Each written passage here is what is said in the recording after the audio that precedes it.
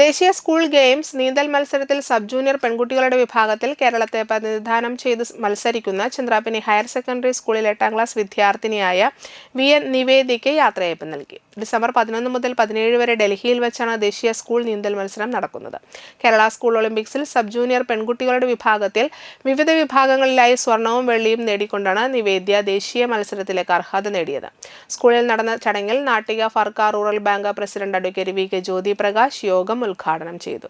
PTA president AV Pradeep Lal അധ്യക്ഷനായി. Principal PK Sreejish, പ്രധാനാധ്യാപകൻ KS Kiran, unaided വിഭാഗം principal VB Sajith, administrator KM Anil, deputy HM KS Bindu, LP വിഭാഗം പ്രധാനാധ്യാപിക VV Ambili, MPTA president Bhagyalakshmi Lishin, അധ്യാപകരായ ബിജു മോഹൻ ബാബു, TN സിജിൽ, KR ഗിരീഷ് തുടങ്ങിയവർ സംസാരിച്ചു.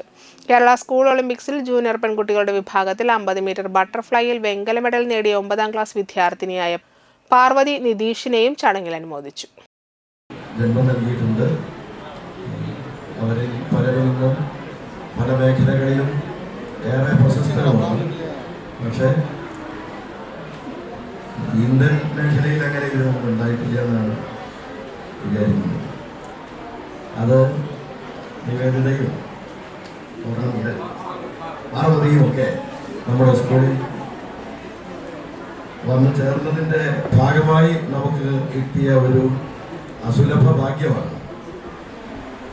ദേശീയ തലത്തിലൊക്കെ നമ്മുടേതുപോലെയുള്ള പിന്നോക്ക പ്രദേശത്തുള്ള സ്കൂളിൽ നിന്ന് കുട്ടികൾക്ക് എത്തിപ്പെടാൻ കഴിയുക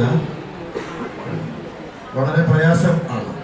കാരണം എല്ലാ സൗകര്യങ്ങളുമുള്ള വലിയ ടൗണുകളിലൊക്കെ എല്ലാ സംവിധാനങ്ങളോടും കൂടി പഠിക്കാനും പഠിപ്പിക്കാനും ഒക്കെയുള്ള അവരോട് മത്സരിച്ചാണ് ഇവരൊക്കെ ഇവിടെ വരെ എത്തുന്നത്.